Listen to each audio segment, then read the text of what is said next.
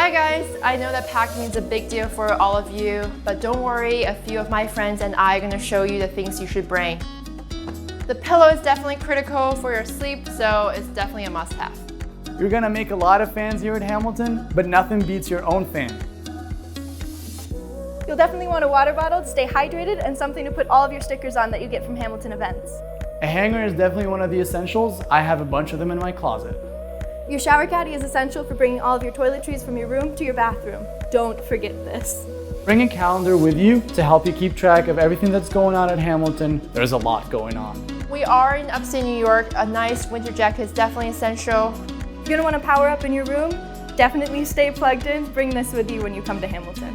Whatever the season, you're gonna need these. And this. You'll be great, class of 2025. Can't wait to see everyone on campus. See you soon, class of 2025.